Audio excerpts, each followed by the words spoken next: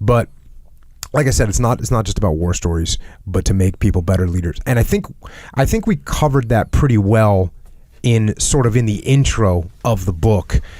And just a couple paragraphs, and you should hit that part that we talked about earlier where it just kind of gives the overall view, or the high level view of the topic of the book. Every behavior or characteristic carried out by a leader can be taken too far. Leaders can become too extreme and upset the balance required to effectively lead a team. When balance is lost, leadership suffers and the team's performance rapidly declines.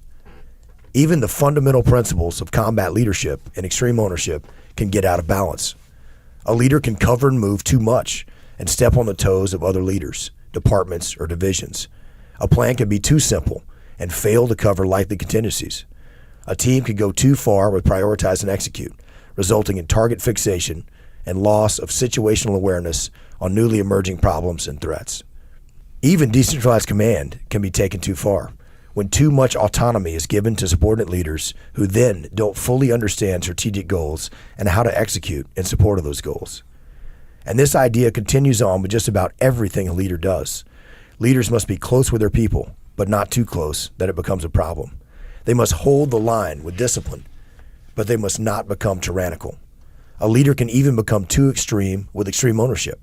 When a leader takes so much ownership of everything in his or her world that members of the team feel there's nothing left for which they can take ownership.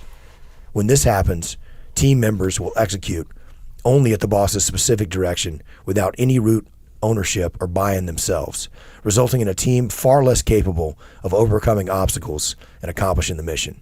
Therefore, balance in leadership is crucial to victory.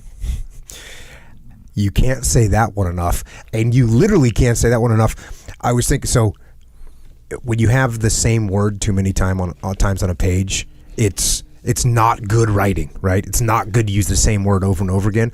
So I remember there was times where we would have the word balance like 9 times in a paragraph, but it's like, hey, there's no real other way to say what we're trying to say. You gotta balance these things. And it's interesting too, as you're reading that, I'm just thinking of all the different situations we've been in the last few years with Echelon Front, where we've seen every single one of these things. You know, the person that comes up, hey, we want to keep this plan simple, and then they don't think of any contingencies, or hey, I'm just trying to cover and move, and that means I'm going to go and do the job for them, and all of a sudden they're making everyone mad because they're stepping on everyone's toes. I mean, decentralized command where no one knows what's going on because it's like, hey, I'm a hands-off leader. I'm using decentralized command.